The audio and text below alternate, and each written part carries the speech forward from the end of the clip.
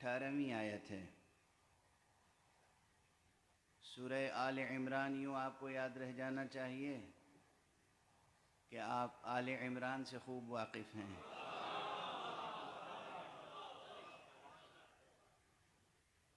اور اس آیت کا نشان ہے، آیت کا نمبر ہے 18۔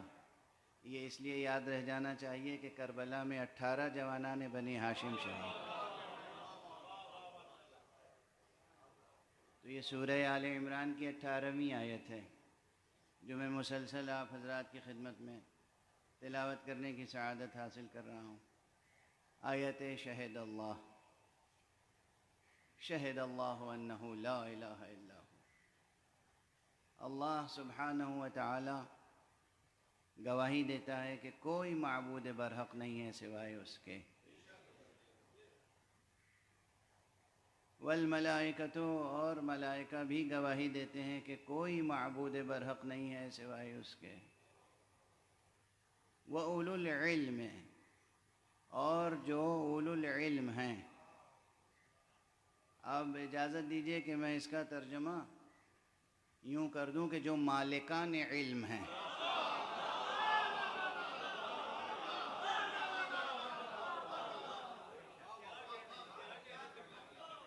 جو مالکان کشور علم ہیں، جو سروران جو سروران کشور علم ہیں، وہ بھی گواہی دیتے ہیں کہ کوئی معبود برحق نہیں ہے سوائے اسے ایک ذات برحق کے۔ اور یہ تمام کے تمام گواہی دینے والے، ان کی حالت یہ ہے، یہ حال یہ ہے، کیفیت یہ ہے کہ وہ گواہی دیتے ہیں عدل پر سرفراز رہتے ہوئے۔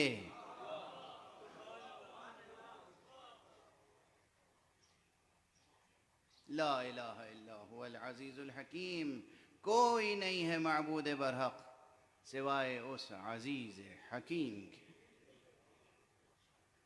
گزارش کر چکا آپ کی خدمت میں کہ بظاہر اس آیت میں مضمون توحید ہے، مضمون وحدانیت ہے، اور اگر آپ حضرات کے حافظے پر بھروسہ کروں تو مجھے یہ یقین رکھنا چاہیے کہ آپ کے ذہنوں میں اس فقیر کا یہ جملہ محفوظ ہوگا کہ اصلاً یہ قرآن مجید وہ کتاب ہے جس کا موضوع ہی توحید ہے۔ یہ بہت اہم نکتہ ہے، یہ بہت اہم مسئلہ ہے کہ قرآن مجید اگر کوئی کتاب ہے تو پھر ہر کتاب کا کوئی ایک موضوع ہوتا ہے۔ آپ کسی لائبریری میں چلے جائیں، کوئی اسٹوڈنٹ، کوئی اسکالر، کوئی صاحب ذوق، کوئی اہل نظر کسی لائبریری میں چلا جائے، اور جس کتاب پر بھی انگلی رکھے گا، ہاتھ رکھے گا، اس سے پوچھے یہ کتاب کا موضوع کیا ہے، وہ ایک لفظ میں جواب دے گا۔ حالانکہ کتاب سینکڑوں یا ہزاروں صفحوں پر مشتمل ہوگی، اس میں بہت سی باتیں ہوں گی، بہت سے مضامین ہوں گے، بہت سے مسائل ہوں گے، بہت سے نکات ہوں گے، بہت سے لطائف ہوں گے، بہت سی دقیقہ سنجیاں ہوں گی، مگر اس کا موضوع کوئی ایک ہوگا۔ وہ کہہ دے گا یہ تاریخ کی کتاب ہے، یہ فزکس کی کتاب ہے، یہ ریاضیات کی کتاب ہے، یہ طبیعیات کی کتاب، ایک لفظ میں جواب دے دے گا۔ تو اگر قرآن مجید ہاتھ میں لیں آپ اور پوچھے کوئی آپ سے کہ اس کا موضوع کیا ہے، تو تقریباً ایسا لگتا ہے کہ 1400 برس تک یہ مسئلہ طے نہ ہو پایا کہ قرآن مجید کا موضوع کیا ہے۔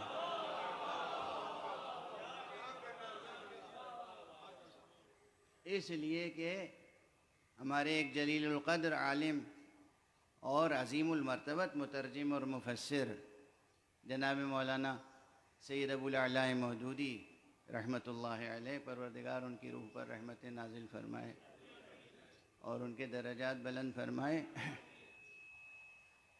میں دل سے ان کی قدردانی کرتا ہوں۔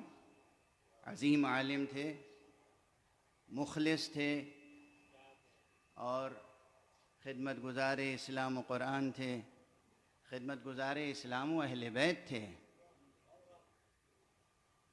اور انہوں نے جب تفسیر تفہیم القرآن لکھی تو اس کے شروع میں مقدمے میں یہ مسئلہ اٹھایا کہ اگر قرآن مجید کوئی کتاب ہے تو پھر اس کا کوئی ایک موضوع بھی ہوگا، تو ہمیں یہ جستجو کرنی چاہیے کہ اس کا موضوع کیا ہے۔ جب میں نے یہ مقدمہ پڑھا تو حیرت میں رہ گیا کہ کیا یہ بھی جستجو کی بات ہے کہ اس کا موضوع کیا ہے؟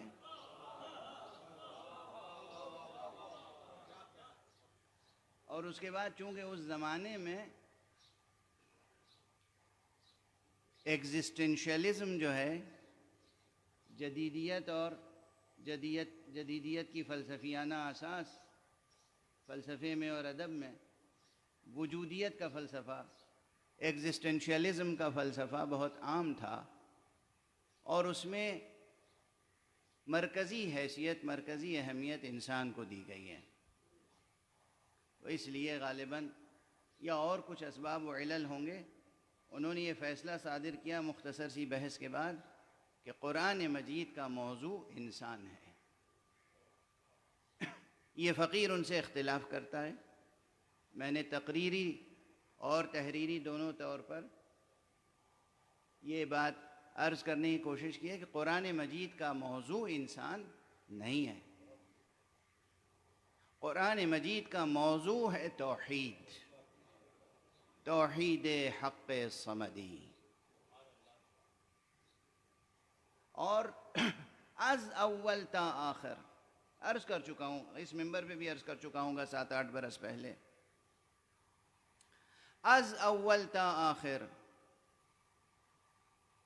بسم اللہ سے لے کر والناس تک قرآن مجید میں ہزاروں، لاکھوں، کروڑوں مسئلے حیات اور کائنات کے بیان ہوئے ہیں، مگر تمام مسئلے ایک ہی اساس پر، ایک ہی بنیاد پر، ایک ہی محور پر طے کیے گئے ہیں، اور وہ ہے اساس توحید۔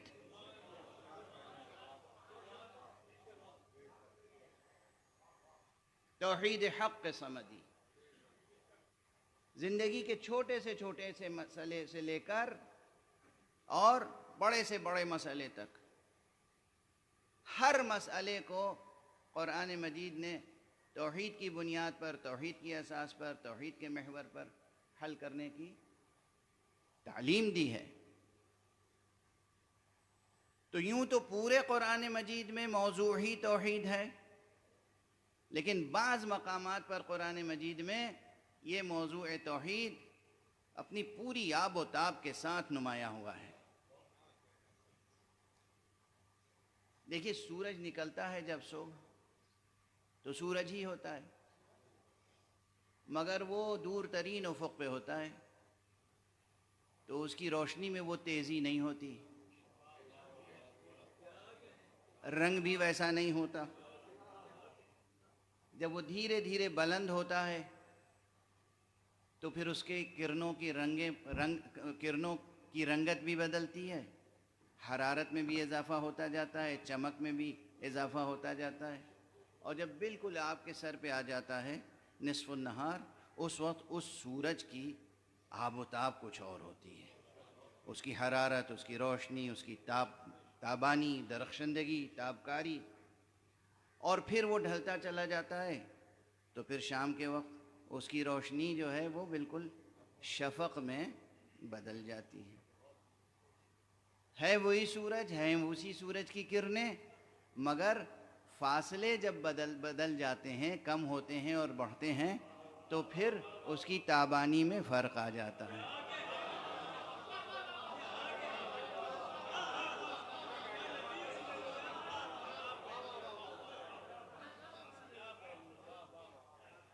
تو اسی طرح کوئی حقیقت، دیکھیے محسوس مثال دے کر آپ کے لیے بات روشن ہو گئی۔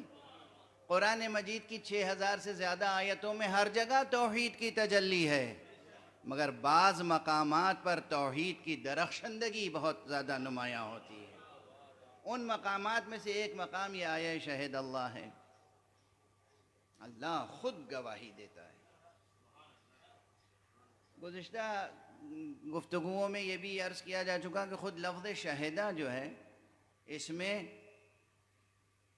ابن فارس نے تو یہ صراحت کی ہے. ابن فارس وہ شخص ہے کہ جو عربی زبان کا اتنا بڑا عالم ہے کہ لغت کے معاملے میں اس سے بڑا کوئی عالم اس کی برابری کرنے والا نظر نہیں آتا. ابن فارس نے کتاب معجم و مقاییس اللغہ میں عربی کے روٹ ورڈز کے اندر چھپے ہوئے معانی کو بیان کیا ہے. تو اس نے کہا یہ شین، الشین والدال والہاء والدال، اس میں اصل يدل علی الحضور، علی حضور وعلم واعلام. اس میں 3 معانی ہیں. ایک ہے حضور، یعنی جسے آپ کہتے ہیں حاضر و ناظر ہونا، حضور، یا موجود ہونا. اور دوسرے معنی ہے صرف علم، شہدہ گویا علمہ. اور تیسرے اعلام، شہدہ یعنی جو علم اس کے پاس تھا اس کی گواہی دی، علم کا اظہار کیا، علم کو منتقل کیا. بعض دوسرے ارباب لغت نے اور محققین نے ایک معنی کا اور اضافہ کیا اور کہا کہ اس کے معنی قضاوت کے بھی ہیں، فیصلہ کرنا. شہدہ یعنی فیصلہ کیا. اور ان تمام معانی کے شواہد قرآن مجید ہی کی آیتوں سے پیش کیے ہیں. اب وہ رفتہ رفتہ عرض کرتا چلا جاؤں گا، لیکن مجلس کے تقاضے بھی پورے کرنے ہوتے ہیں کہ یہ مجلس ہے. تو ایک فقرے میں عرض کروں کہ جب آپ عام طور پر بھی کسی قضیے میں، کسی مقدمے میں جج کے سامنے کھڑے ہوتے ہیں گواہی دینے کے لیے، تو یہ آپ کا ایک عمل تینوں معانی کا حامل ہوتا ہے. اگر آپ سچے گواہ ہیں، اگر کرائے کے گواہ نہیں ہیں، اگر سچے گواہ ہیں تو تینوں معانی، یعنی آپ گواہی دیتے ہیں، یعنی جو علم ہے آپ کے پاس اسے ظاہر کرتے ہیں، بیان کرتے ہیں، اعلام کرتے ہیں. جو علم ہے تو اس کا معنی علم ہے آپ کے پاس، اور علم وہی شمار ہوتا ہے کہ قاضی جج پوچھتا ہے یہ واقعہ آپ کے سامنے ہوا تھا، آپ نے دیکھا ہے، یعنی حضور، آپ حاضر تھے. تو گویا ایک یہ فعل جو گواہی دینے کا ہے، شہادت دینے کا ہے، شاہد بننے کا ہے، اس میں تینوں معنی موجود ہیں. حاضر ہونے کے معنی بھی موجود ہیں، عالم ہونے کے معنی بھی موجود ہیں، اور علم کو منتقل کرنے یعنی اعلام کے معنی بھی موجود ہیں. اور کبھی کبھی آپ کی گواہی فیصلے کی بنیاد بن جاتی ہے. تو گویا قضاوت کے معنی سے قریب ہو گئے. دیکھیے ایک ایک لفظ پہ گفتگو ہو رہی ہے، اللہ کرے کہ 9 تاریخ تک مکمل ہو جائے. اب یہاں ٹھہر کے گفتگو کرنی یہ ہے، شہد اللہ سے مراد کیا ہے؟ اللہ سبحانہ و تعالی موجود ہے اور وہ خود اپنی ہستی پر گواہ ہے، اور اس کا علم حضوری ہے، اور پھر وہ اپنے علم کا اظہار فرما رہا ہے اپنے مخلوقات کے لیے. اور اپنے علم کا اظہار جس طرح ممکن اور مناسب ہے مخلوقات کے لیے، اس طرح سے وہ اظہار کر رہا ہے. یعنی جب وہ گواہی دے رہا ہے تو وہ اس انداز سے گواہی دے رہا ہے کہ جسے کہتے ہیں آفتاب آمد دلیل آفتاب. نصف النہار کا وقت ہو، ہنگام ہو، ساعت ہو ظہر کی، اور سورج سامنے چمک رہا ہو، تو کسی اور کو گواہی دینے کی ضرورت نہیں ہے کہ یہ سورج ہے. سورج خود اپنے وجود پر گواہ ہوتا ہے.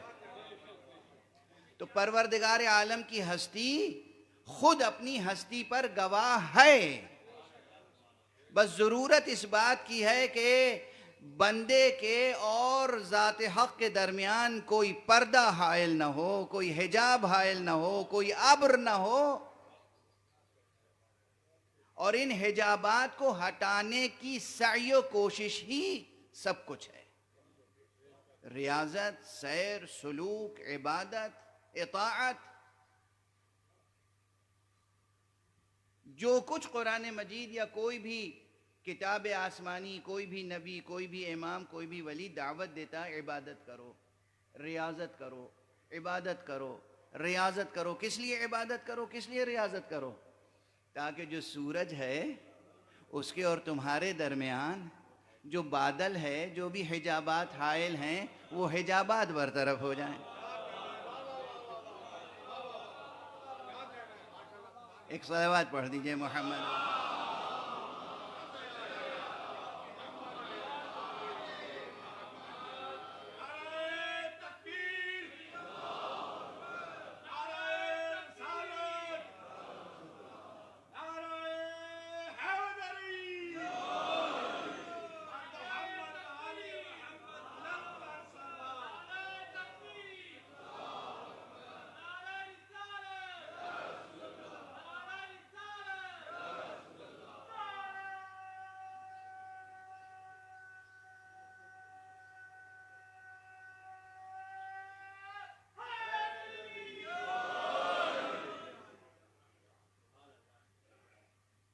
کل ہی غالباً میں نے عرض کیا تھا کہ یہ بھی واضح رہے کہ ریلیونس کیا ہے اس بحث کا۔ اولاً تو واقعاً یہ بحث ہمیشہ زندہ رہی ہے اور رہے گی۔ دوسرے یہ کہ اس وقت، اس عہد میں جب ہم سانس لے رہے ہیں تو پوری دنیا میں شورش الحاد برپا ہے، اور انسان سے اس کی اصالت سلب کرنے کی کوشش کی جا رہی ہے۔ انسان سے اس کی اصالت سلب کرنے کی کوشش کی جا رہی ہے۔ انسان سے اس کا حضرت حق سبحانہ و تعالیٰ پر یقین سلب کرنے کی کوشش کی جا رہی ہے۔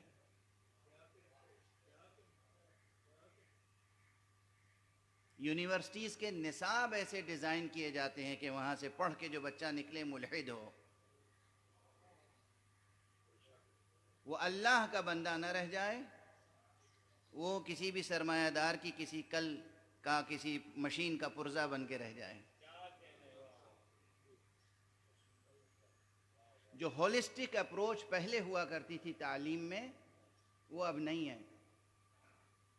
معاف کریں گے میرے جوانان عزیز، غور کریں گے، نظر ثانی کریں گے، دیکھیں گے کہ اکثر یہ ہوتا ہے کہ لوگوں کو پڑھا لکھا سمجھا جاتا ہے،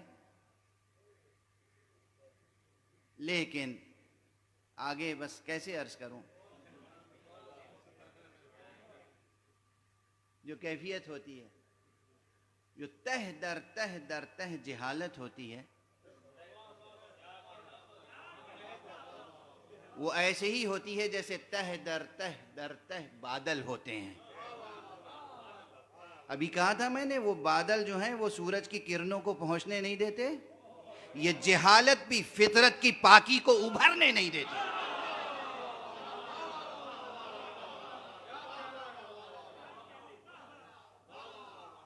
یہ جو فطرت پاکیزہ ہے، اس کے اندر جو روشنی ہے، معلوم ہے نا آپ کی فطرت کتنی پاکیزہ ہے؟ کس نے بنائی ہے یہ فطرت؟ یہ فطرت کس نے بنائی ہے؟ یونیورسٹیوں کے کورس جو ہیں ان پر بھروسہ نہ کیجیے گا۔ روزی روٹی کمانے کے لیے سیکھ لیجئے، مگر یہ نہ سمجھیے گا کہ بس کل علم یہی ہے۔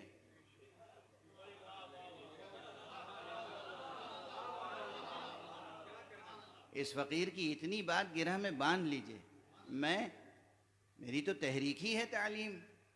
خوب تعلیم حاصل کیجئے، ہر میدان میں جا کے تعلیم حاصل کیجئے۔ یونیورسٹیز میں جو آخری ڈگریاں ہوتی ہیں وہاں تک پہنچیں آپ، لیکن آج کل کی یونیورسٹیز کے جو نصاب ہیں ان نصابوں پر بھروسہ نہ کیجیے۔ وہی کل علم نہیں ہے، علم اس کے علاوہ بہت کچھ ہے۔ اگر اسی کو کل علم سمجھ لیا تو سمجھیے کہ تہ در تہ در تہ تاریک جہالتوں کے نیچے دب کے رہ جائیں گے.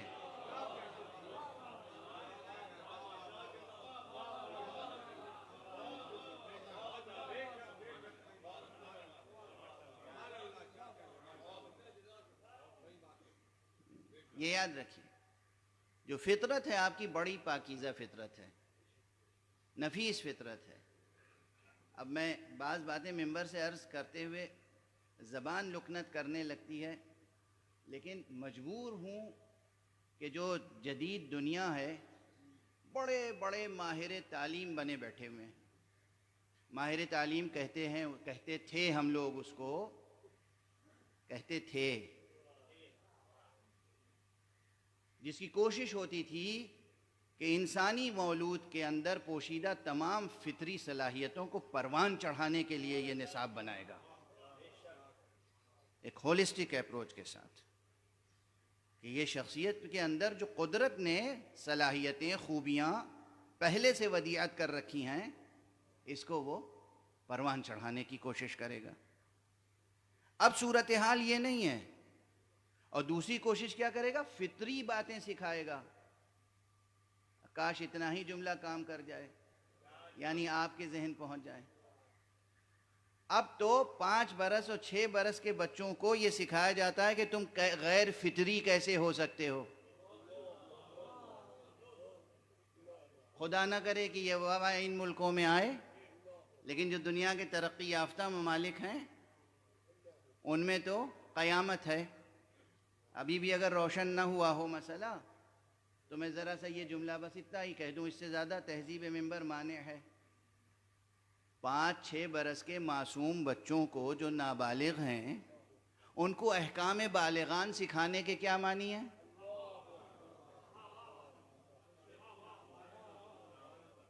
کیا معنی ہے؟ تعلیم کی خدمت ہے. یہ کوئی پازیٹیو انداز ہے سوچنے کا؟ یہ ماہر تعلیم ہونے کے یہ ثمرات ہیں، چائلڈ سائیکولوجی سمجھنے کے یہ ثمرات ہیں، تہذیب شناسی کے یہ تقاضے ہیں، ثقافت شناسی کے یہ تقاضے ہیں. یہ تعمیر انسانیت ہے یا انسانیت کی ہلاکت کے اسباب؟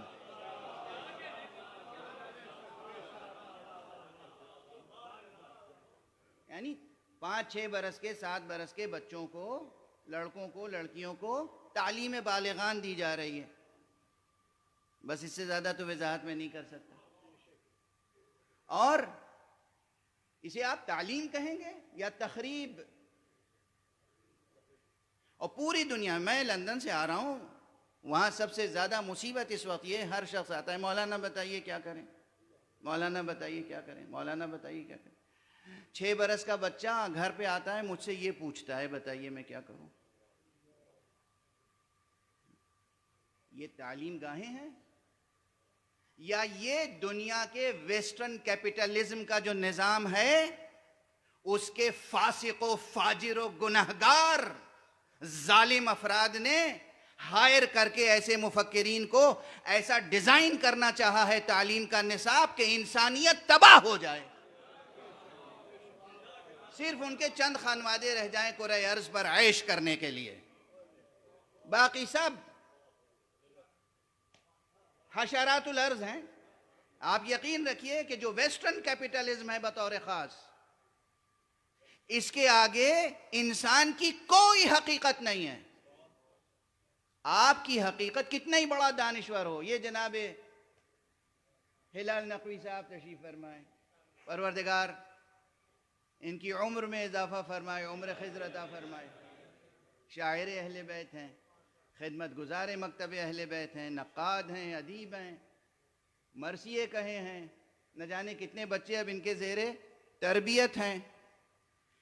ان جیسے دانشوروں کی نظام سرمایہ داری میں کیا اہمیت ہے، کیا حقیقت ہے؟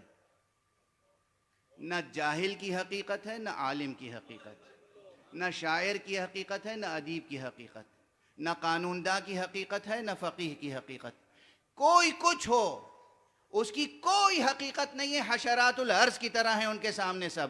ان کے سامنے سب سے زیادہ اہم ان کی خودی، ان کے اپنے خواہشات نفس، ان کے اپنے اسباب عیش، بس، اور کچھ نہیں۔ واضح ہے؟ اس نظام کے خلاف بھی اگر تنقید کی جائے تو بعض حضرات کو اچھا نہیں لگتا، اور یقین فرمائیے کہ پوری دنیا میں اس وقت جو خرابیاں ہیں وہ ان کی نحوستیں ہیں۔ پوری دنیا میں جہاں بھی جو دہشت گردی ہو رہی ہے، جہاں بھی جو ٹیرورزم ہو رہا ہے، جہاں بھی جو فتنہ اور فساد ہو رہا ہے، وہ اس کی جڑیں جا کے ویسٹرن کیپٹلزم میں تلاش کر لیجئے آپ۔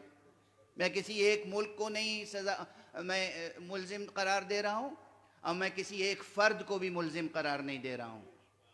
واضح رہے، اگر کوئی تلملا اٹھے تو وہ اپنے ضمیر کا خود جائزہ لے۔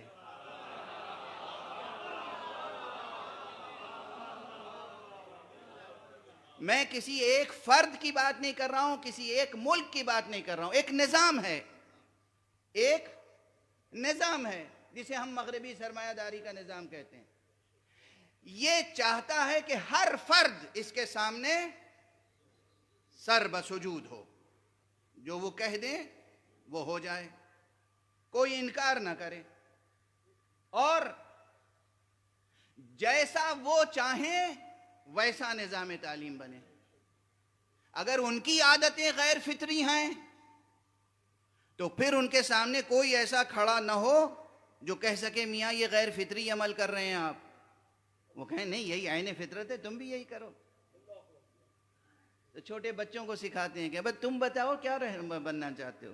چھوٹے لڑکے، 5 برس کا لڑکا، 6 برس کا لڑکا، 5 برس کی لڑکی، 6 برس کی لڑکی، تم کیا بننا چاہتے ہو؟ مرد کی حیثیت سے جینا چاہتے ہو، عورت کی حیثیت سے؟ تمہیں اختیار ہے۔ تم لڑکے ہو، اگر لڑکی بننا چاہتے ہو تو تمہیں اختیار ہے۔ ماں باپ اگر روکیں تمہیں تو ہم انہیں جیل میں ڈال دیں گے، تم آزاد ہو۔ کیا نظام تعلیم ہے؟ کیا نظام حریت ہے؟ کیا آزادی کا نظام ہے؟ کیا انسانیت کے لیے تحفہ ہے؟ اور ہمارے جوان تڑپ تڑپ کے انہی ملکوں میں جانا چاہتے ہیں۔ کیا اچھا ملک ہے۔ بعض حضرات تعریف کرتے ہیں کہ صاحب یہاں سے تو زیادہ اسلام وہاں ہے۔ کیا اسلام شناسی ہے؟ ایک صلوات پڑھ دیجئے محمد۔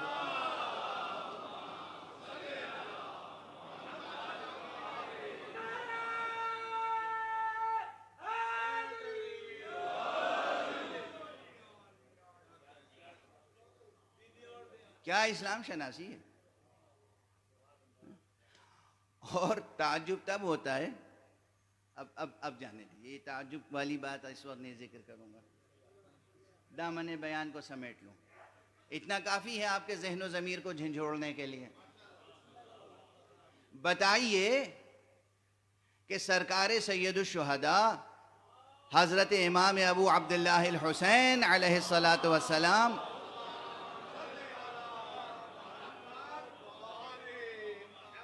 نے قیام کس لیے کیا تھا؟ اسی لیے تو کہ ایک نظام پیدا ہو رہا تھا جو غیر فطری تھا،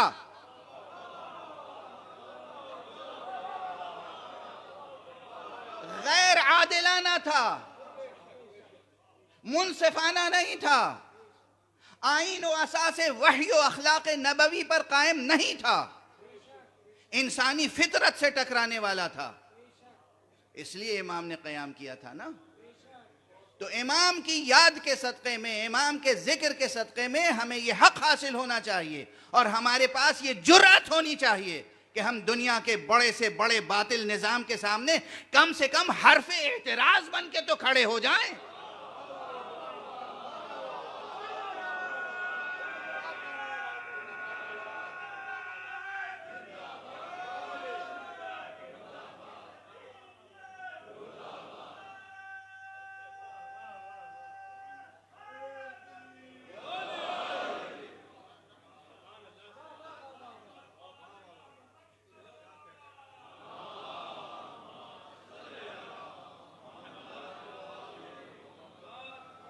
اب جو وہ یہ چاہتے ہیں کہ یہ آ جائے، منقلب ہو جائے دنیا، یعنی آپ سوچئے، پھر سوچئے، میں کیا عرض کروں، اب وقت میرا ساتھ دے یا نہ دے، آپ میرا ساتھ دیجیے گا۔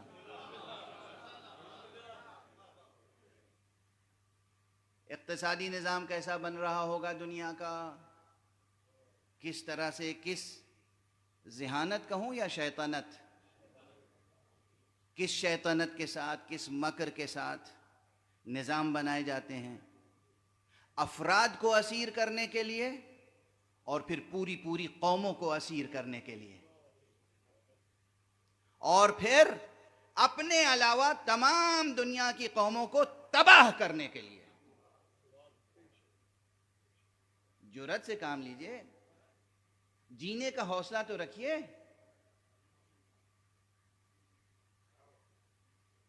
جینے کا تو حوصلہ رکھیے۔ زندگی رہے گی تو زندگی کی لذتیں بھی رہیں گی۔ لذتوں کی فکر نہ کیجئے، جینے کی فکر کیجئے۔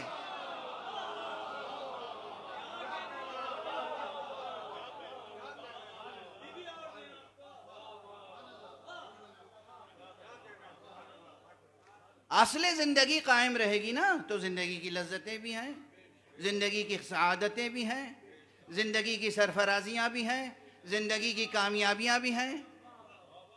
سب سے پہلے لذتوں کو لے کے اپنی زندگی نہ ہار جائیے۔ آپ انسان ہیں، سب سے پہلے آپ انسان ہیں، آپ انسان ہیں۔ اپنے گناہوں پر پردہ ڈالنے کے لیے پروگرام تو بناتے ہیں، یعنی تعلیمی پروگرام سے لے کر اقتصادی پروگرام سے لے کر سیاسی پروگرام تک، جس طرح کے بھی پروگرامز بنتے ہیں سب میں انسانیت کا سم قاتل موجود ہوتا ہے، انسانیت کے لیے۔ لیکن اس کے بعد سیاسی طور پر ٹیلی ویژن پر آ کر اور مختلف دنیا کے بڑے پلیٹ فارمز پہ آ کے گفتگو ہوتی ہے۔ ہم سے بڑا کوئی حقوق انسانی کا علمبردار نہیں ہے۔ کیا حقوق انسانی ہے؟ کہ آپ بچیوں کے سر پہ حجاب نہیں ڈال سکتے، واہ سبحان، یہ حقوق انسانی، حقوق انسانی۔ بچیوں کو حجاب نہیں پہنا سکتے۔ تمہیں عریاں ہونے کا حق ہے، ہمیں لباس پہننے کا حق نہیں ہے۔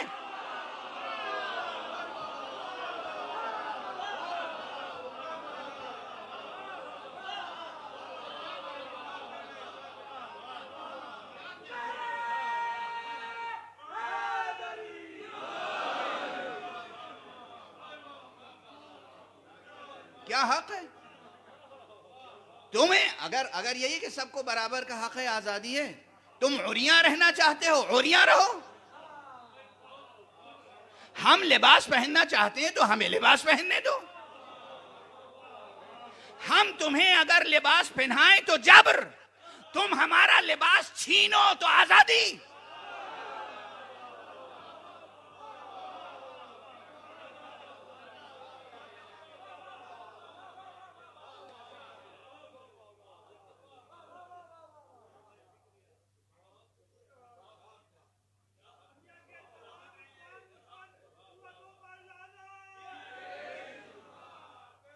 لڑکیوں کا اسکارف نہیں پہن کے امتحان دے سکتی بچیاں، اسکارف پہن کے اسکول میں نہیں جا سکتی بچیاں۔ اور پھر چھوٹے بچوں، جو میں نے عرض کیا، یعنی بار بار عرض کرتے ہوئے مکروہ معلوم ہو رہا ہے، لیکن اس لیے عرض کر رہا ہوں کہ آپ حضرات کے سینوں میں یہ درد ذرا بڑھے تو صحیح، احساس بیدار تو ہو۔ 5 برس کے بچے، 6 برس کے بچوں کو تعلیم بالغان دی جا رہی ہے، اور اسکولوں پر جبرن نافذ کیا۔ اگر کوئی اسکول والا کہتا ہے بھائی ہم اپنے یہاں یہ نہیں پڑھانا چاہتے، نہیں، کیسے نہیں پڑھائیں گے آپ کا اسکول ہم بند کر دیں گے، آپ کی ڈگری، آپ کے سرٹیفکیٹ کو ہم ریکگنائز نہیں کریں گے، ہم آپ کو ایڈ نہیں دیں گے، ہم آپ کو سہولتیں نہیں فراہم کریں گے، جب تک کہ آپ اپنے بچوں کو، جب تک کہ آپ انسان کے بچوں کو حیوان نہ بنائیں۔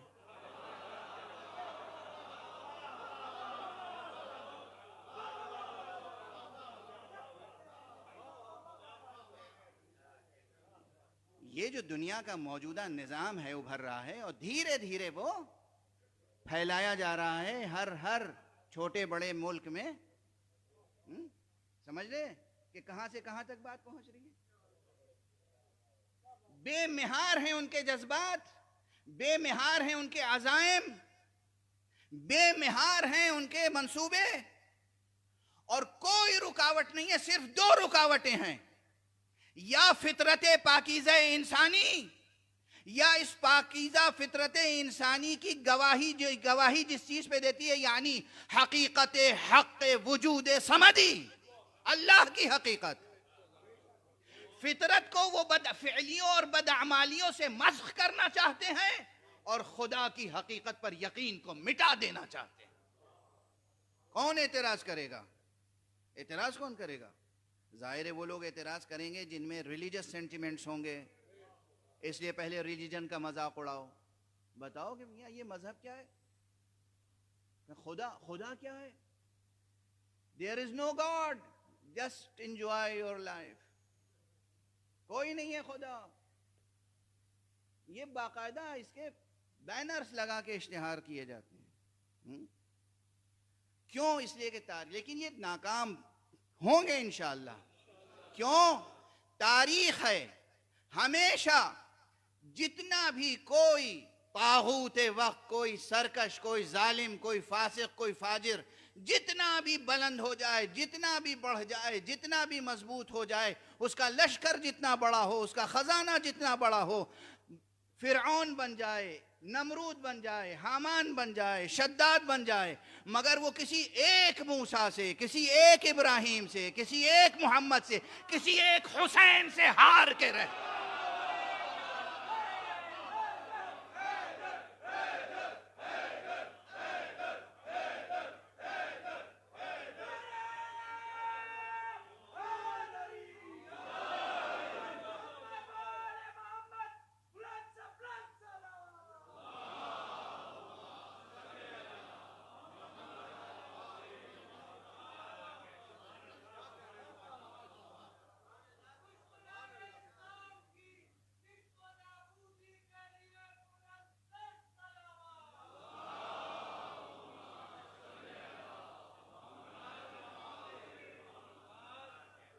اب سمجھ میں آیا ریلیونس؟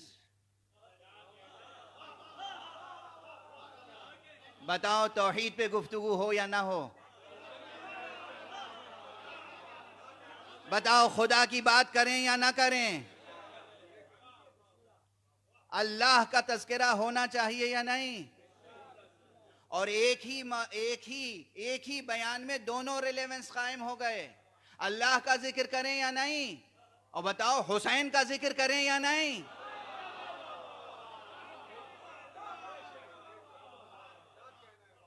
جب بھی تخت حکومت پر بیٹھنے والا کوئی طاغوت خدا کو بھلانے کی کوشش کرے تو حسین کا تذکرہ کرو۔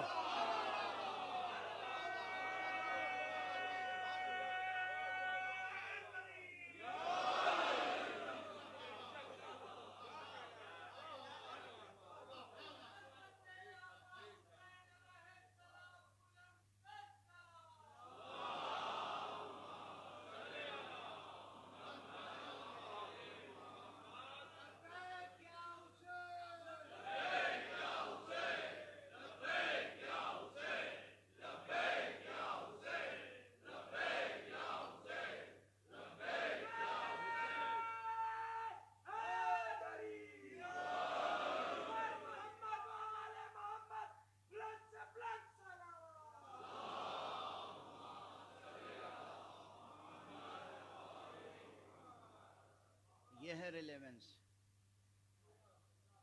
اللہ ایک زندہ حقیقت ہے، حقیقت میں وہی زندہ رہے گا جو اس زندہ حقیقت سے وابستہ رہے گا۔ جو اس زندہ حقیقت سے اپنا رشتہ توڑ لے گا وہ زندہ بھی رہے گا تو مردوں کی طرح چلتی پھرتی لاشیں ہوں گی، زندہ افراد بشر نہ ہوں گے۔ اللہ ایک زندہ حقیقت ہے، اسے محسوس کرو، اسے درک کرو، اس کو اپنے دل میں بساؤ، اس کو اپنی آنکھوں میں بساؤ۔ یہ واحد نامرئی شے ہے جو آنکھوں میں بسی رہتی ہے۔ وہ ہے نامرئی مگر آنکھوں میں بسی رہتی ہے۔ یہ حقیقت شہد اللہ، اللہ خود اپنی ہستی پہ گواہ ہے۔ کس طرح گواہ ہے؟ تذکرہ کر دوں، کل پوری روایت نہیں ہو سکی تھی تو اس وقت مکمل کر دوں کہ اس آیت کریمہ کی شان نزول میں یہ ذکر کیا ہے مختلف مفسرین نے، اور مفسر قرطبی نے بطور خاص، اور اگر میرا حافظہ غلطی نہیں کر رہا ہے تو مفسر آلوسی نے بھی اس کا تذکرہ کیا ہے، اور مفسرین نے بھی کیا ہے کہ شام سے 2 یہودی عالم آئے، مدینے پہنچے تو مدینے کے در و دیوار دیکھ کر، مدینے کی عمارتیں اور مدینے کے کھنڈر دیکھ کر انہوں نے ایک دوسرے سے کہا کہ یہ نبی خاتم کا، نبی آخر الزمان کا شہر نہیں لگتا؟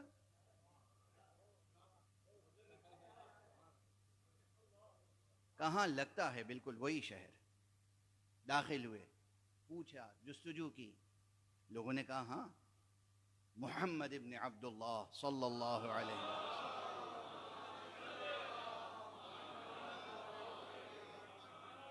ہیں، موجود ہیں، مدینے میں تشریف رکھتے ہیں۔ کہاں ہیں؟ مسجد النبی میں ہیں۔ مسجد تک رہنمائی کی گئی، مسجد میں آئے، اور آنے کے بعد انہوں نے سوال کیا کہ سب سے بڑی گواہی آپ کے پاس کون سی گواہی ہے؟ آپ کی کتاب میں سب سے بڑی گواہی کون سی ہے؟ اس وقت یہ آیت نازل ہوئی، اے رسول ان کے سامنے کہہ دیجئے شہد اللہ انہ لا الہ الا ہو والملائکۃ واولو العلم قائما بالقسط لا الہ الا هو العزیز الحکیم۔ کیا آیت تھی کہ سنتے ہی وہ گویا کہ سجدہ ریز ہو گئے، اور انہوں نے کہا اشہد ان لا الہ الا اللہ واشہد ان محمد رسول اللہ۔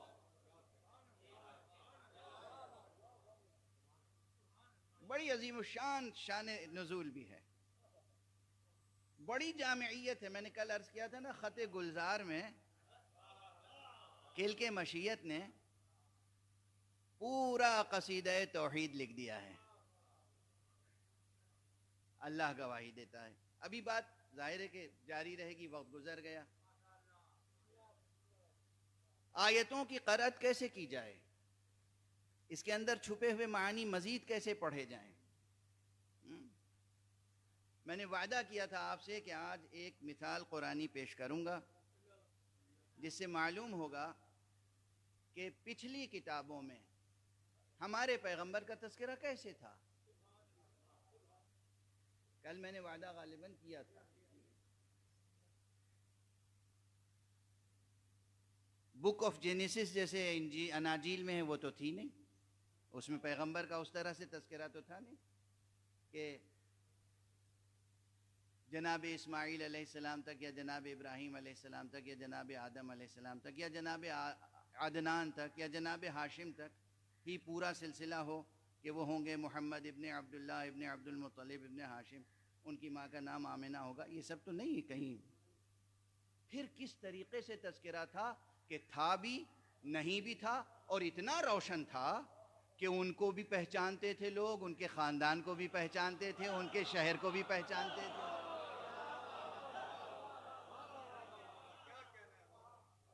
یہ ہے یا نہیں اہم بحث؟ کتنی دلچسپ ہے اور کتنی اہم، کتنی دلچسپ ہے اور کتنی اہم۔ اب قرآن مجید میں جس طریقے سے پہلے کتابوں میں کیوں کھل کے نام کیوں نہیں لیا جا سکتا تھا؟ خاندان کا، بنی ہاشم سے ہوں گے، عبداللہ کے بیٹے ہوں گے، محمد ان کا نام ہوگا، دوسرا نام ان کا احمد ہوگا، اور باقی ان کی تمام تفصیلات۔ اس لیے کہ علم دینے کا سلیقہ بھی عالم کے پاس ہونا چاہیے۔ اس پروردگار سے بڑا نہ کوئی عالم ہے، نہ اس سے زیادہ کسی کے پاس سلیقہ ہے۔ ابھی نظام تعلیم پر گفتگو ہو رہی تھی، ایک جملہ اور اس ضمن میں کہہ دوں یہاں پر کہ ہمارے بزرگ علماء، پرانے علماء، ہر ایک کو شاگرد نہیں بناتے تھے، وہ اس کا حسب نسب بھی دیکھتے تھے، خاندانی بیک گراؤنڈ دیکھتے تھے، اس کا، اس کے باپ کا، اس کے دادا کا اخلاق کیسا تھا، اس کی ماں کا، اس کی نانی کا اخلاق کیسا تھا، اس خود بچے کے گھر کی پرورش کیسے ہوئی ہے؟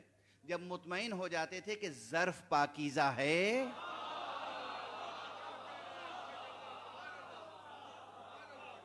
تو پھر بادئ ناب علم اس میں انڈیل دیتے تھے. کسی غلیظ برتن میں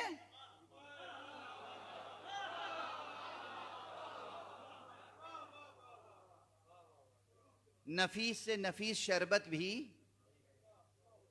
پھر نوشیدنی نہیں رہ جاتا، زہر ہو جاتا ہے.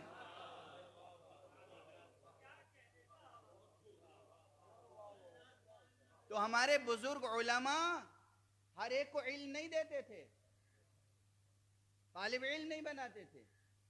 یہ نہیں کہ وہ کوئی جاگیرداری تھی، جاگیردارانہ ذہن نہیں تھا. دونوں میں فرق ہے. زن زمین دنیا مال دنیا، اس کو جاگیر بنانا جاگیرداری ہے. علم کو اس کے اہل تک منتقل کرنا امانت داری ہے.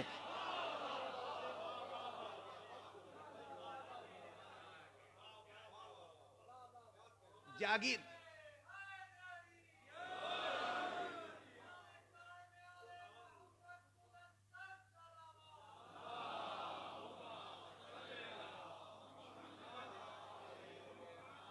یاد رکھیے گا، اگر اہل کے پاس علم ہوگا تو وہ معاشرے کے لیے سود مند ہوگا، وہ پورے معاشرے کے لیے سبب رحمت و برکت و سعادت ہوگا، سبب وحدت و اتحاد ہوگا، سبب امن و سکون ہوگا. اور اگر کسی کم ظرف کے پاس علم ہوگا تو وہی فتنہ پردازی کرے گا، وہی تفرقے پیدا کرے گا، وہی حزبیت پیدا کرے گا، وہی انتشار پیدا کرے گا، وہی فتنہ و فساد کا سبب ہوگا.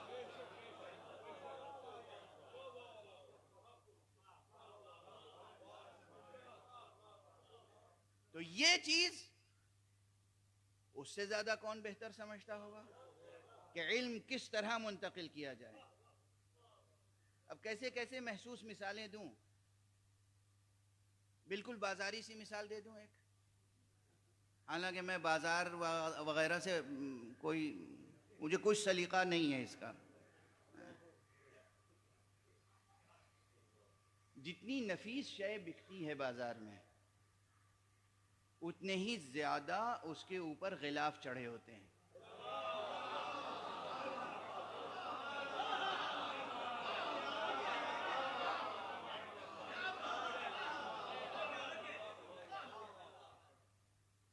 آپ بہترین سے بہترین عطر لینے چلے جائیے، مثلا اتنا بڑا ڈبہ نظر آئے گا پہلے، اس کے بعد آپ کھولیں گے تو ایک ڈبہ، اس کے اندر دوسرا، اس کے بعد تیسرا، اندر سے اتنی سی شیشی نکلے.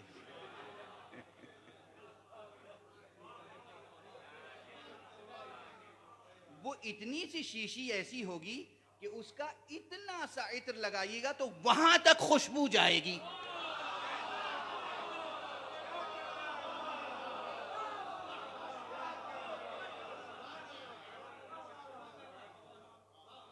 بات واضح ہوئی؟ اسی لیے بیان میں اتنے غلاف ہوتے ہیں وہی کے کہ جو جوہر علم ہے اہل تک جائے تاکہ روشنی پھیلے. صلوات پڑھ دیجئے محمد واد.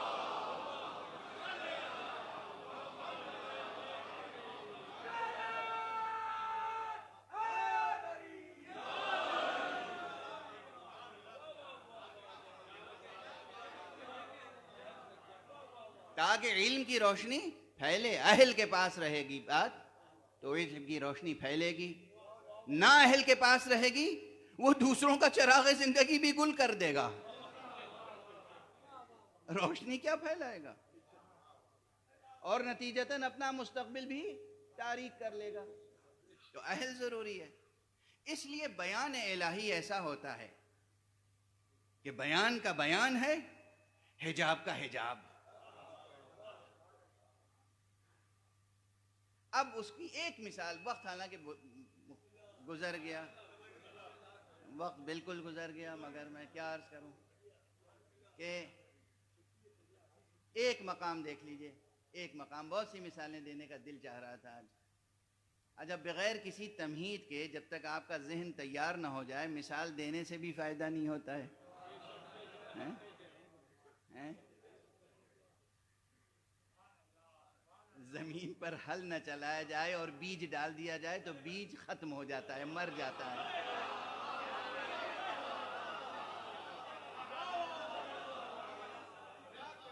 پھر وہ روئیدہ نہیں ہوتا, پھر وہ شجر سایہ دار اور شجر بارور نہیں بنتا.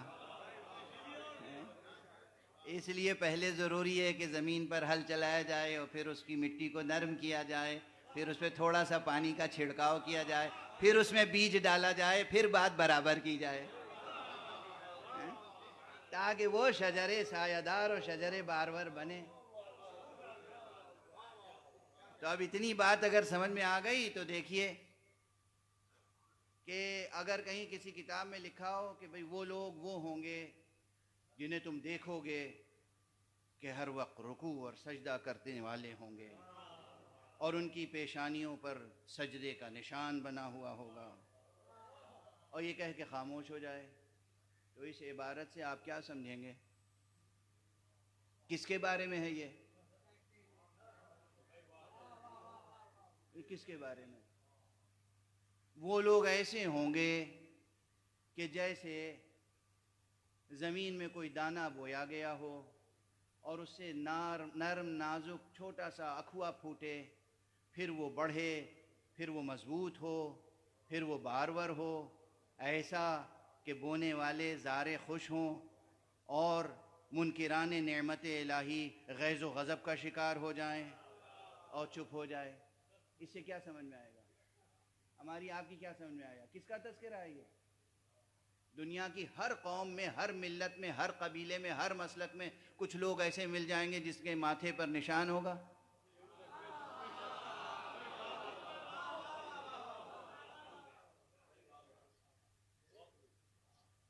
کس کا تذکرہ ہو رہا ہے یہ؟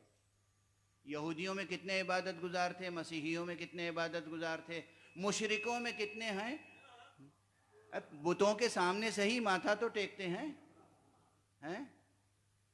اب صرف یہ بیان, اس میں کچھ نہیں ہے, نہ نام, نہ حسب, نہ نسب, نہ وطن, کچھ نہیں. کیا ہوا یہ تذکرہ؟ نص ہے, بیان ہے, دلیل ہے, کیا ہے یہ؟ تو کچھ نہیں ہے, تو مبہم سا بیان ہے. قرآن کیا کہتا ہے؟ بسم اللہ الرحمن الرحیم, محمد الرسول اللہ والذین معہ اشداء علی الکفار رحماء بینہم تراہم رکعا سجدا یبتغون فضلا من اللہ ورضوانا وفضلا. یبتغون رضوانا, ایک صلوات پڑھ دیجئے محمد والا.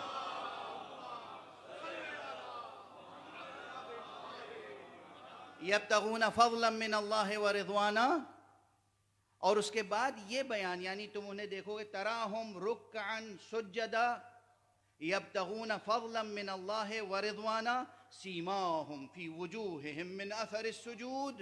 تم انہیں دیکھو گے تو دیکھو گے کہ وہ رکوع کرنے والے ہیں, سجدہ کرنے والے ہیں, اپنے رب سے فضل الہی اور رضوان الہی کو طلب کرنے والے ہیں. ان کے چہروں پر, ان کی پیشانیوں پر سجدوں کے نشان ہیں. اس کے بعد کہتے ہیں ذالک مثلہم فی التورات, یہ ان کی مثال ہے تورات میں.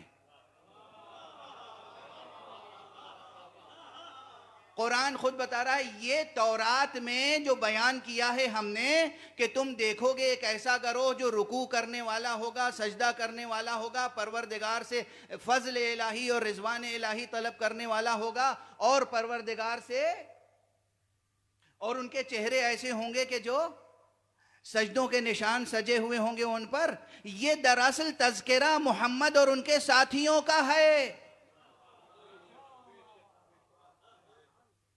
نہ نام ہے, نہ نشان ہے. تذکرہ کس کا ہے؟ توریت میں ہم نے اس طرح محمد کا تذکرہ کیا اور محمد کے ساتھیوں کا تذکرہ کیا. نام نہیں آیا, صفات بیان کیے. اگر یہ اسلوب سمجھ میں آ جائے تو پھر پڑھو انما ولیکم اللہ ورسولہ والذین آمنوا الذین یقیمون الصلاۃ ویؤتون الزکاۃ وہم راکعون. نام کسی کا نہیں ہے, تذکرہ علی کا ہے.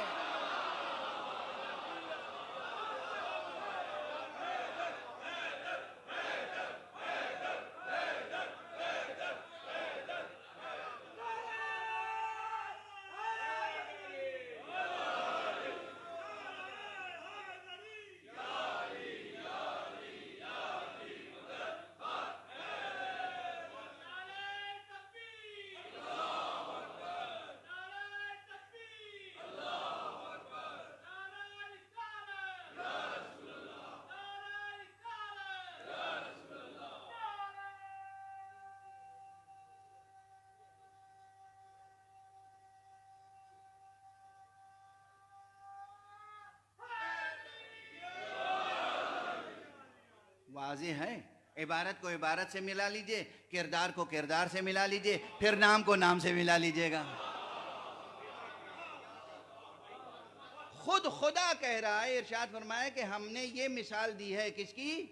محمد رسول اللہ والذین معہ، محمد اپنے پیغمبر کی اور جو لوگ ان کے ساتھ رہنے ساتھی ہیں ان کی مثال کیا ہے؟ ذالک مثلہم فی التورات، ان کی مثال تورات میں یہ ہے. کیا ہے؟ تراہم رکعا سجدا یبتغون فضلا من اللہ ورضوانا سیماہم فی وجوہہم من اثر السجود. تم دیکھو گے وہ رکوع کرنے والے ہیں، وہ سجدہ کرنے والے ہیں، خدا سے دعا کرنے والے ہیں، فضل و رضوان الہی طلب کرنے والے ہیں، اور ان کی پیشانیوں پہ سجدوں کے نشان ہیں. اسی طرح ہم کہتے ہیں علی کا تذکرہ قرآن میں ہے. کہاں ہے؟ وہی دیکھ لو جہاں اللہ نے کہا ہے وہ ایمان لانے والے ہیں، وہ نماز قائم کرنے والے ہیں، وہ حالت رکوع میں زکوٰۃ دینے والے ہیں.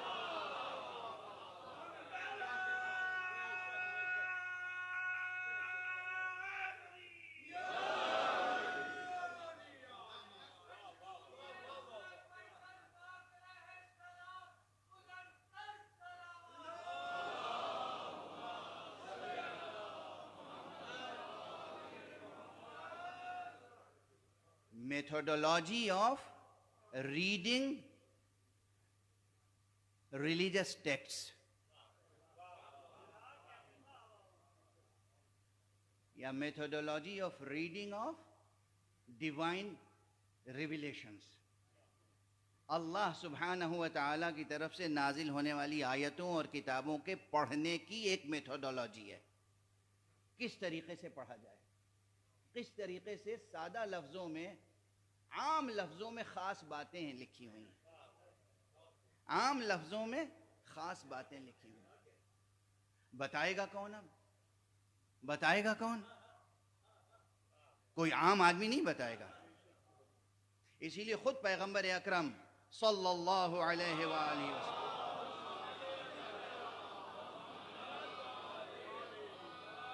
ارشاد فرمایا ہے کہ اللہ سبحانہ و تعالیٰ نے ان اللہ سبحانہ و تعالیٰ انزل علی ھذا القرآن ومثلہ معہ.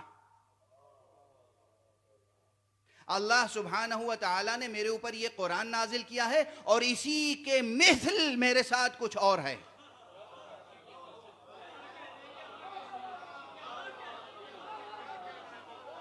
مثل قرآن بھی وہیں سے نازل ہوا ہے.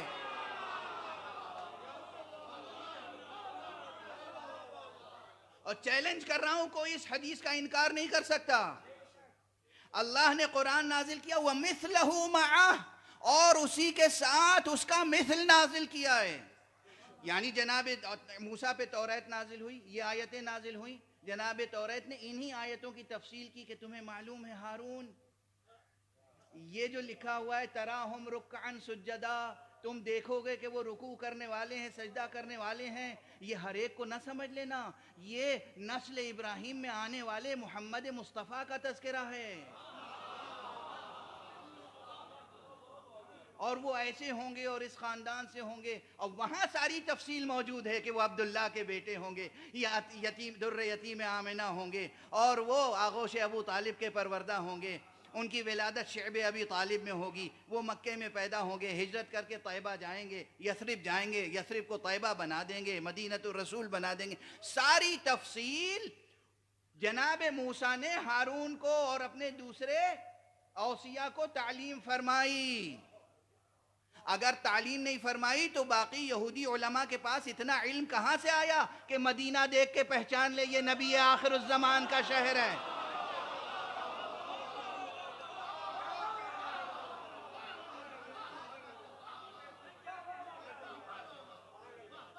واضح ہے؟ اسی طریقے سے قرآن مجید میں اور بھی مقامات ہیں. پانی کا تذکرہ بہت ہے قرآن میں، کنووں کا تذکرہ بہت ہے قرآن میں، تالابوں کا تذکرہ قرآن میں ہے، بہت سی چیزوں کا تذکرہ ہے. مگر ایک آیت اب اور اجازت دے دیجئے. سورہ مبارکہ ملک، تبارک الذی بیدہ الملک وہو علی کل شیء قدیر، اس سورہ مبارکہ کی آخری آیت پڑھ لیجئے. ارأیتم ان اصبح ماؤکم غورا فَمَن يَأْتِيكُم بِمَاءٍ مَّعِينٍ، کیا تم نے غور کیا ہے کہ جب تمہارا آب زلال، جب پانی زمین میں جذب ہو جائے گا، غائب ہو جائے گا، تو دوبارہ کون پانی کو ظاہر کرے گا؟ عام آدمی کیا سمجھے گا؟ پانی کا تذکرہ ہے، پانی کے ختم ہو جانے کا تذکرہ ہے، دوبارہ پانی کے پیدا ہونے کا تذکرہ ہے. اور جب معصوم تشریح کرے گا، کہے گا یہ عام پانی نہیں ہے، یہ سلسلہ رشد و ہدایت سے آخری امام کا تذکرہ ہے. کہ تم نے تذکرہ کیا ہے جب وہ پردہ غیب میں ہوگا تو ایک طویل مدت کے بعد پھر کون ہے جو اسے ظاہر کر کے سامنے لا؟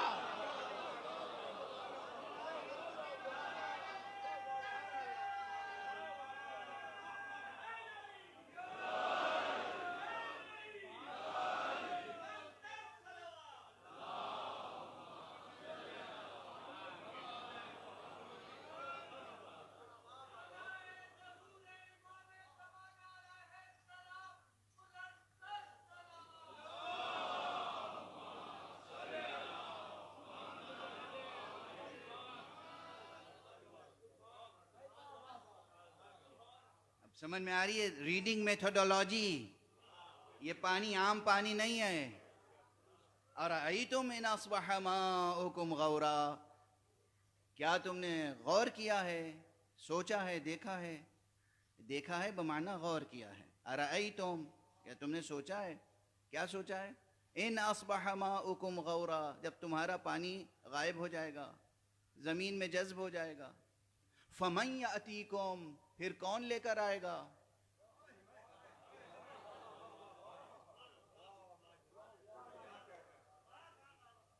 لفظ عام ہے، معنی خاص. وہاں بھی لفظ عام ہے، معنی خاص. جس بالکل جس اسلوب سے توریت میں اللہ نے محمد اور ان کے ساتھیوں کا تذکرہ کیا صلی اللہ علیہ وآلہ وسلم، بالکل اسی اسلوب سے پہلے امام کا تذکرہ ہے، اور ایک نہیں ایک سے زیادہ مقامات پر. بالکل اسی اسلوب سے آخری امام کا تذکرہ ہے، اور ایک نہیں ایک سے زیادہ مقامات پر. ایک صلوات پڑھ دیجئے محمد و آلہ.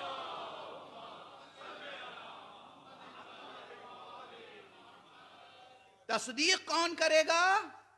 اولو العلم قائما بالقسط، وہ بتائیں گے جو مالکان کشور علم ہیں کہ اس بیان سے مراد کیا ہے، اس آیت سے مراد کیا ہے، اس استعارے سے مراد کیا ہے، اس تشبیہ سے مراد کیا ہے، اس کلمے میں کیا معنی پوشیدہ ہیں، اس عام سے کون خاص مراد ہے، اس خاص سے کون عام مراد ہے. بس گفتگو تمام، گفتگو روک رہا. جو مالکان کشور علم ہیں وہ جب کسی کو اہل سمجھتے ہیں تو چاہے ظاہری طور پر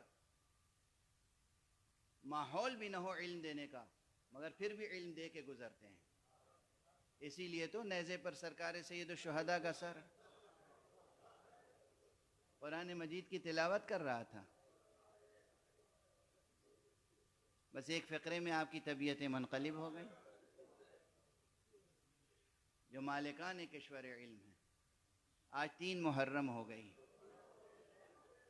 کیسی بے چینی سے محرم کا انتظار رہتا ہے اور کس تیزی کے ساتھ محرم گزر جاتا ہے. ہم ہمیشہ روتے ہیں سرکار سید الشہداء پر، محرم میں زیادہ سے زیادہ گریہ کرنے کی کوشش کرتے ہیں، پھر بھی ہمیشہ یہی احساس رہتا ہے آقا آپ کی عزاداری کا حق ادا نہ ہوا.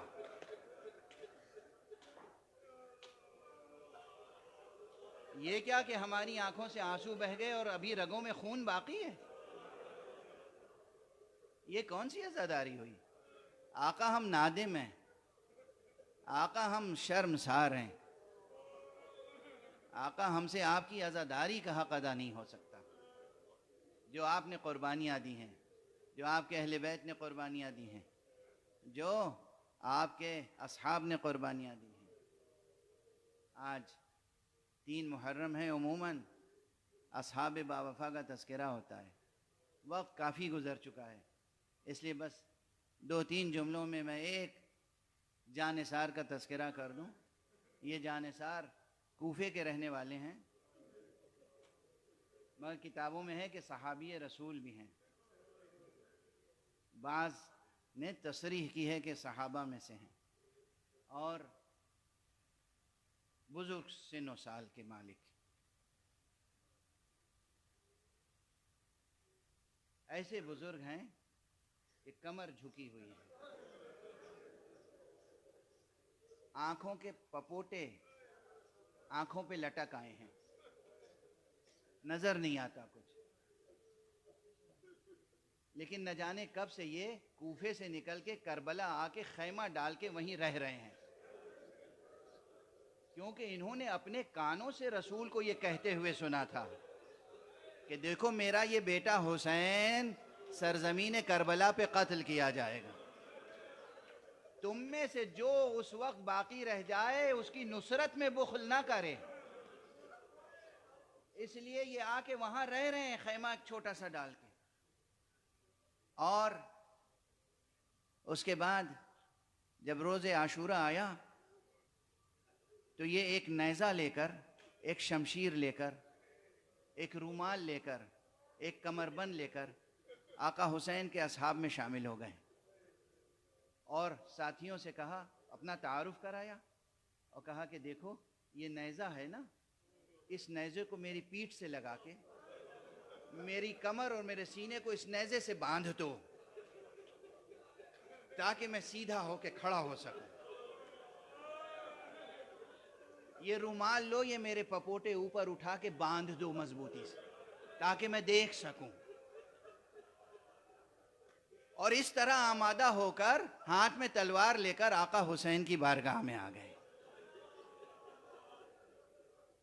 انس ابن حارث کاہلی، اور آگے کہا، یا ابا عبداللہ، یا ابن رسول اللہ، رسول خدا کے فرزند، اجازت ہے کہ میں آپ کے لیے جہاد کروں، آپ کے اوپر جان نثار کروں؟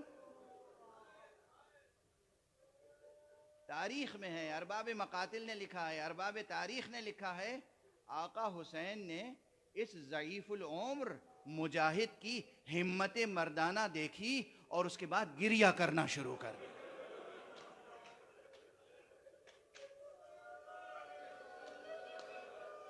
حسین جس زندہ شہید پر گریہ کر رہے ہوں،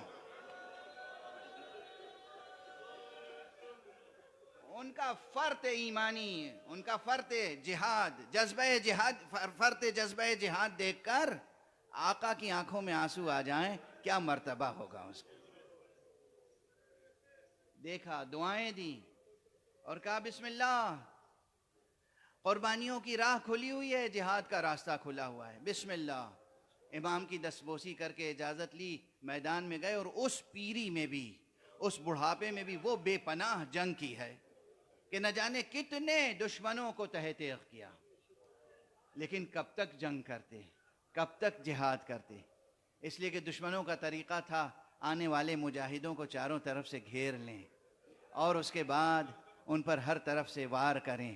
اسی طرح اس بوڑھے مجاہد صحابی پیغمبر کے ساتھ بھی ہوا، اور پھر جب زخموں سے چور ہو کے یہ زمین پر گر رہے تھے، پھر ایک مرتبہ خیمے کی طرف دیکھا، سرکار سید الشہداء کو آواز دی، السلام علیک یا ابا عبداللہ، فرزند رسول آپ پر سلام ہو، گواہی دے دیجئے گا، نانا کو بتا دیجئے گا، میں نے وصیت پیغمبر پر عمل کیا ہے، میں نے وصیت پوری کر دی، میں نے عمل کیا ہے، آپ گواہی دیجئے گا۔ وہاں سرکار سید الشہداء کے ہاتھ بلند ہو گئے دعا کے لیے، پروردگار تیری قربانی کو قبول فرمائے، اے میرے نانا کے وفادار صحابی، تو نے حق وفا ادا کر دیا، انا للہ و انا الیہ راجعون، رضا بقضائہ و تسلیما لامرہ۔ پروردگار ہمیں علوم قرآن اور معارف اہل بیت سے آشنا فرما، پروردگار مالک معبود ملت اسلامیہ کو ایک رشتہ وحدت میں پرو دے، پالنے والے پروردگار ہمیں بھی اس قابل بنا دے کہ ہم تیری راہ میں، آقا حسین کی راہ میں کوئی قربانی پیش کر سکیں۔ معبود پروردگار ہمارے جوانوں میں ایمان اور یقین کی شمع کو روشن فرمائے، ہمارے سینوں میں ہمیشہ چراغ توحید روشن رہے، ہمارے ہاتھوں میں ہمیشہ دامان ختم نبوت رہے، ہمارے قدم ہمیشہ صراط مستقیم ولایت پر گامزن رہے۔ پروردگار ہمارے سروں پر رہبر معظم حضرت آیت اللہ العظمیٰ سید خامنئی کا سایہ برقرار رہے۔ پروردگار ہمارے سروں پر تمام مرجعیات رشیدہ کا سایہ برقرار رکھ۔ پروردگار معبود اپنے ولی آخر کو اذن ظہور عطا فرما اور ان کے ہاتھوں سے اپنی رحمت و رافت و عدالت کا پرچم دے۔